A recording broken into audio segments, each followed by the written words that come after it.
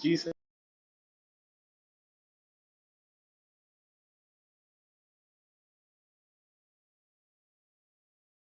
Check करें जी please, देखें ठीक है 3.5।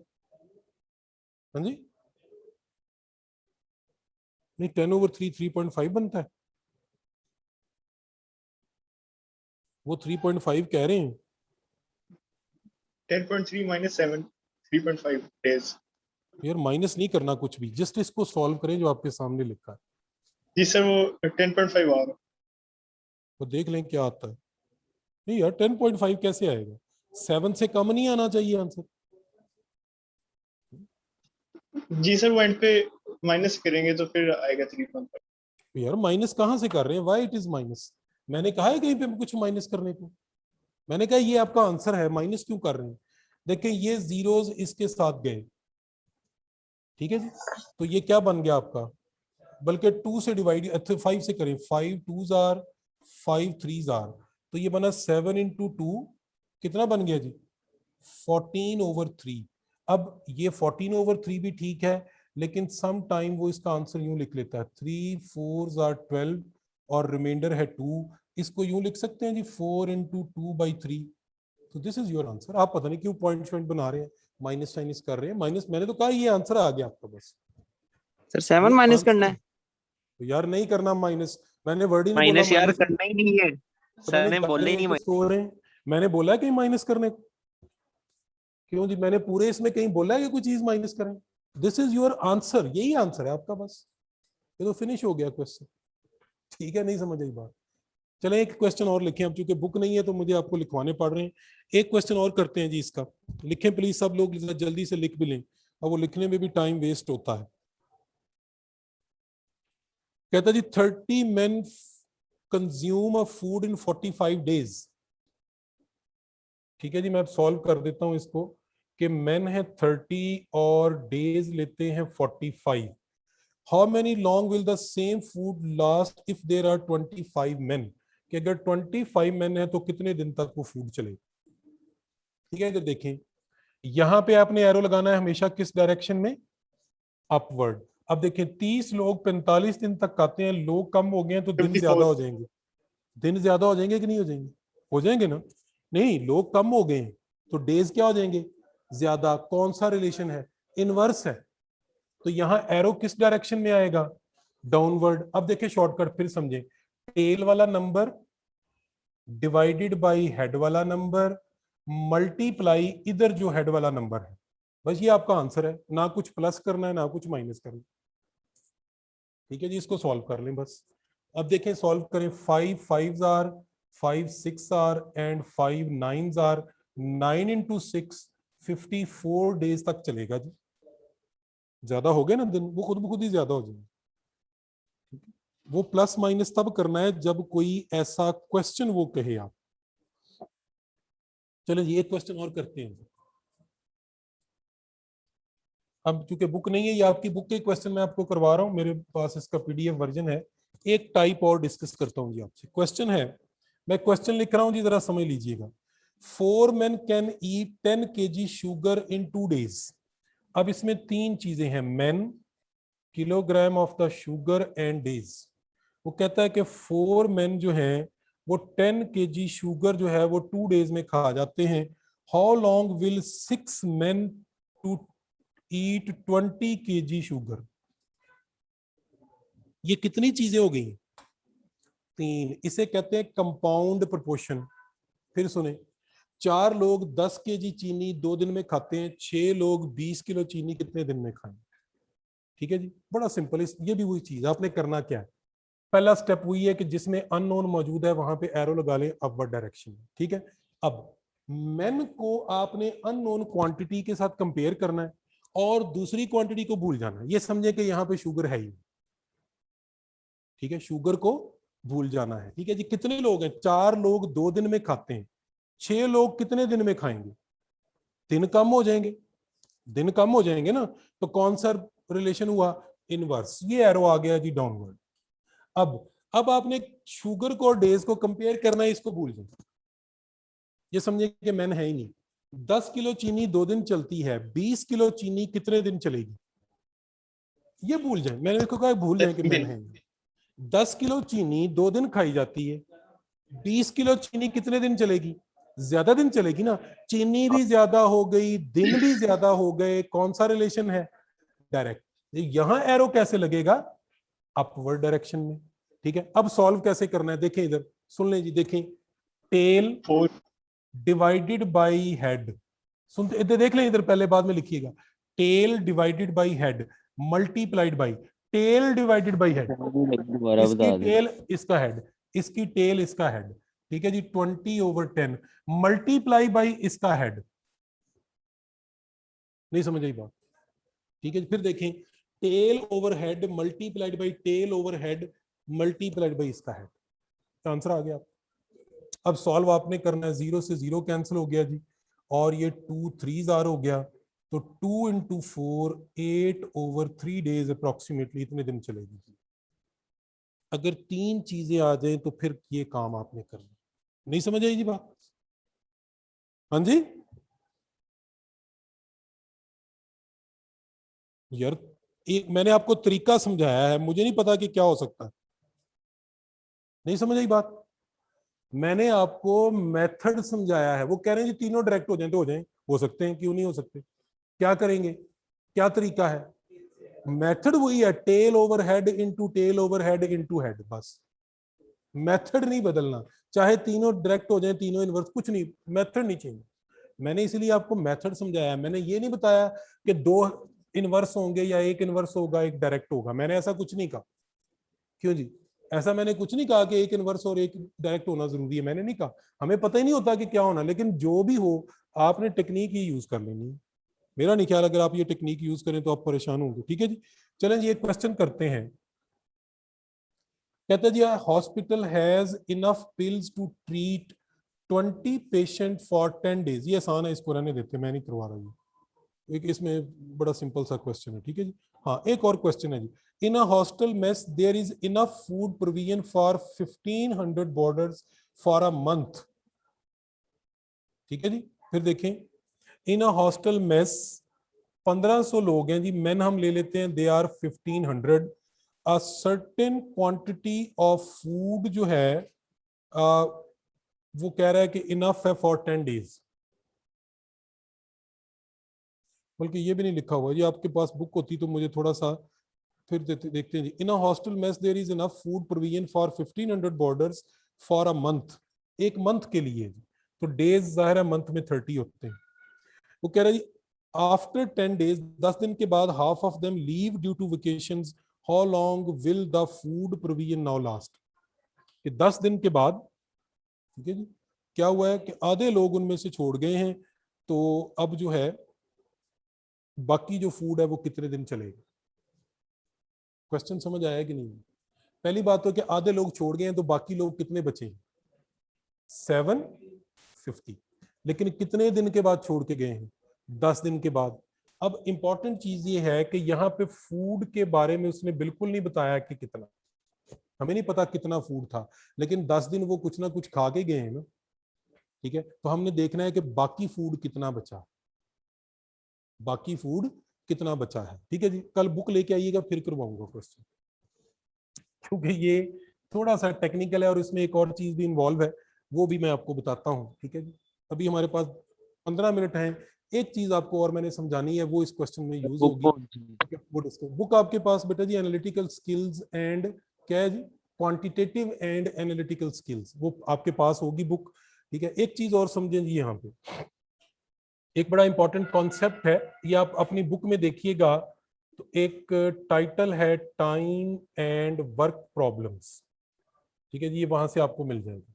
इसका एक की पॉइंट चूंकि इस क्वेश्चन में यूज होना, मैंने इसलिए फिलहाल इसको स्किप कर दिया। तो इसका की पॉइंट यूज करते हैं। देखिए जी, mister A can finish a job in X days. कोई बंदा है वो एक जॉब को 10 दिन में कंप्लीट करता है, कोई भी जॉब हो सकती है। जैसे मैं कहता हूँ जी कि ये सॉरी एक्स डेज में कंप्लीट करता है। जैसे एक पर्सन इस रूम को पेंट करता है, वो 5 दिन में पेंट कर लेता है। ठीक है, वो 2 रूम या 10 दिन में पेंट करता है। हिज 1 डेज वर्क कितना होगा? हिज 1 डेज वर्क, यानी एक दिन में वो कितना काम करेगा, दैट इज 1/x। ठीक है, अगर वो इस रूम को 5 दिन में पेंट करता है तो उसका 1 डे वर्क कितना होगा, 1/5। ठीक है। अच्छा, दूसरी चीज इसका रेसिप्रोकल है। देखिएगा, मिस्टर बीज, आपने मुझे बताना है जी 1 डेज वर्क इज वाई। मैं वाई डेज नहीं कह रहा, यानी वो एक दिन में वाई काम करता है, तो टोटल नंबर ऑफ डेज उसे कितने लगेंगे काम को फिनिश करने में। Total number of days to finish the job, वो हो जाएगा 1/y। ये दोनों चीजें रेसिप्रोकल है ना। फिर देखें, मिस्टर ए एक काम को 10 दिन में फिनिश कर लेता है, आप बताएं उसका एक दिन का काम कितना होगा, 1/10। ठीक है जी। मिस्टर बी एक, उसका एक दिन का काम जो है वो 1/20 है। ठीक है जी। तो उसे कितने दिन लगेंगे इस काम को फिनिश करने में, 20 डेज। 20 दिन में वो जॉब फिनिश कर ले। ठीक है, एक दिन का काम कैसे निकालना है, और एक दिन का काम गिवन हो तो टोटल डेज कैसे निकालने, दोनों रेसिप्रोकल है। ठीक है जी, नहीं समझ आई बात। फिर देख लेते हैं, एक बंदा एक पेंट जो है वो कमरे को करता है 5 दिन में, उसका 1 डे वर्क कितना होगा, 1/5। ठीक है, एक बंदे का 1 डे वर्क 1/3 है, तो वो कितने दिनों में काम को फिनिश कर लेगा, 3 डेज में। दोनों रेसिप्रोकल चीजें। ठीक है, ये याद रहेगी बात, 1 डे वर्क निकालना आना चाहिए। ठीक है, असल में वहां भी हम निकालेंगे कि एक दिन में उन्होंने कितना खाना खाया, फिर निकालेंगे कि 10 दिन में कितना खाना खाया, फिर देखेंगे कि बाकी कितना बच गया खाना, और उसको वो कितने दिन में खत्म करेंगे। इसलिए मुझे ये कॉन्सेप्ट आपसे डिस्कस करना पड़ा। ठीक है जी। लेकिन एनी हाउ, इससे भी ज्यादा इंपॉर्टेंट जो इसका एक की पॉइंट है, अब वो मैं आपसे डिस्कस करने जा रहा हूं। देखिए जी, mister A finish a job in X days। Mister A जो है वो एक जॉब को X डेज में फिनिश करता है। Mister B finish the same job in Y days. A एक काम को, यानी एक वही एग्जांपल ले लेते हैं कि मिस्टर ए इस कमरे को 5 दिन में पेंट करता है, मिस्टर बी 8 दिन में पेंट करता है, और उसकी स्पीड स्लो है। अच्छा, क्वेश्चन ये आता है कि अगर दोनों मिलकर काम करें तो कितनी देर में काम फिनिश हो जाएगा। दोनों अगर मिलके काम करें, ए और बी दोनों इकट्ठे शुरू हो जाएं, तो कितने दिन में काम फिनिश हो जाएगा, 3 दिन। क्या ख्याल है। 3 दिन तो मैंने लिखा नहीं है, मैंने जनरल मेथड पूछा आपसे। चले नहीं आओ, इसका शॉर्टकट सुन लेंगे, शॉर्टकट सुन लें। दोनों के जो नंबर ऑफ डेज हैं वो आपके सामने होंगे, क्वेश्चन में गिवन होगा। आपने ऊपर इन दोनों नंबर्स का प्रोडक्ट लिख लेना है, नीचे इन दोनों नंबर का सम लिख लेना है, क्वेश्चन खत्म। देखिए इधर, मिस्टर ए एक जॉब को 5 डेज में फिनिश करता है, मिस्टर बी उसको 8 डेज में फिनिश करता है। दोनों मिलके कितने दिन में करेंगे, 5 × 8/5 + 8, दिस इज इक्वल टू 40/13। तो ये 3 पॉइंट समथिंग बनेगा। This is your answer. नहीं समझेगा, सादा सी बात। ठीक है जी। अच्छा चलें, एक और चीज, ए जो है वो एक जॉब को X डेज में फिनिश कर लेता है, ए और बी अगर मिलकर करें तो वो Y डेज में करते हैं।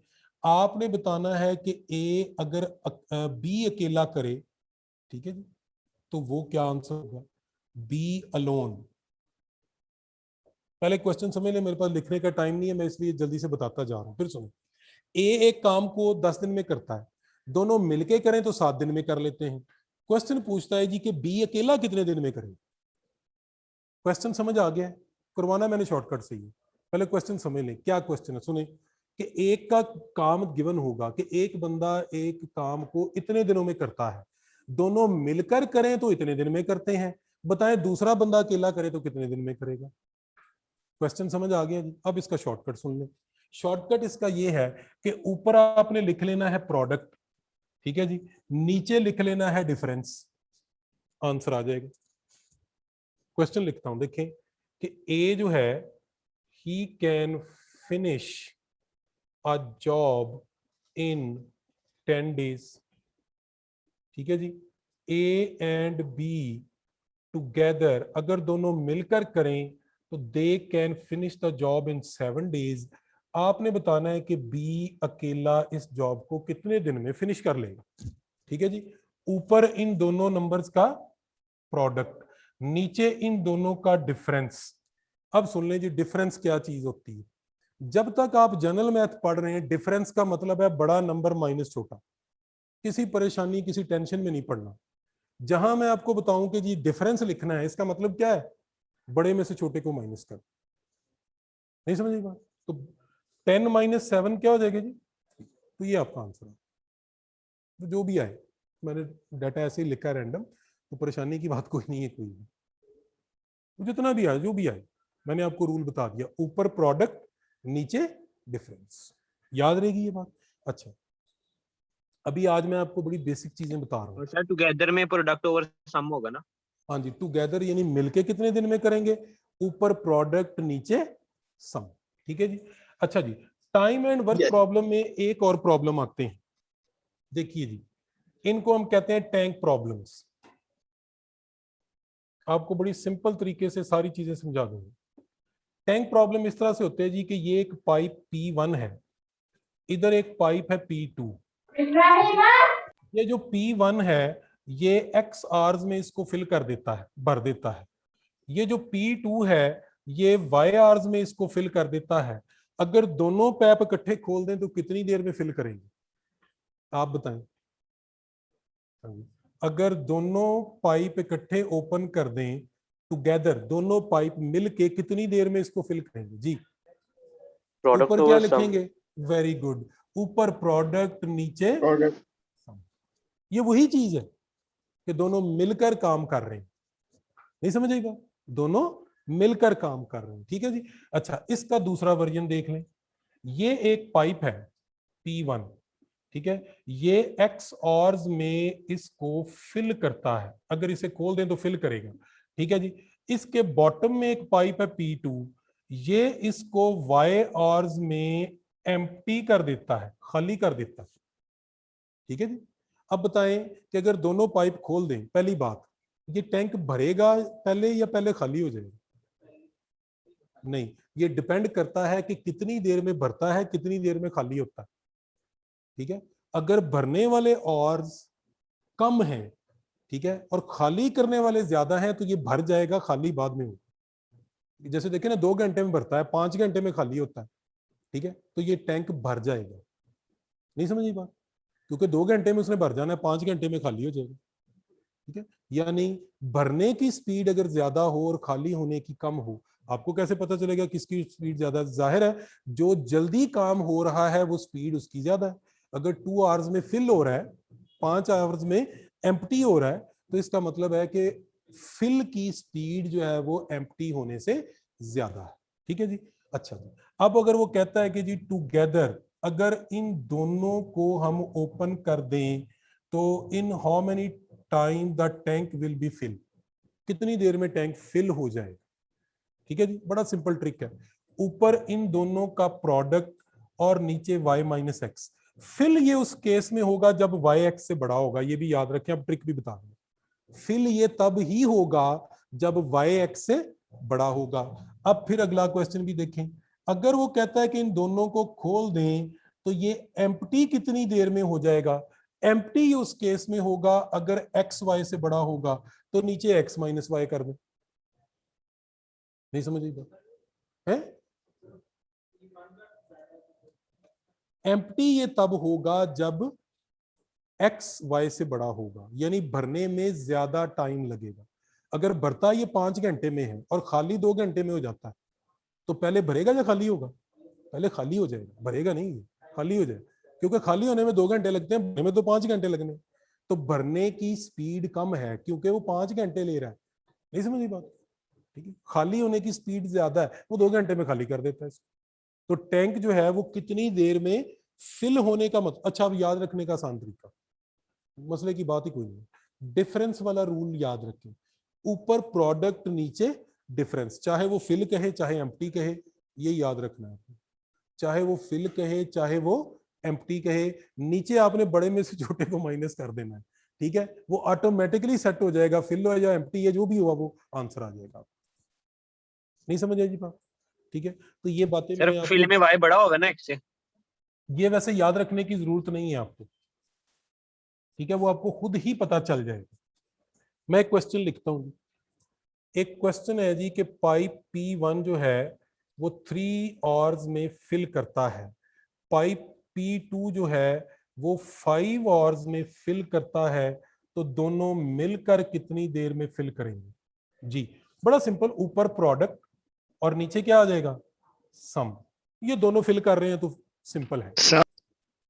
ऊपर देखें जी, पाइप P1 है वो 3 आवर्स में फिल करता है, पाइप P2 इसको 7 आवर में एम्प्टी करता है।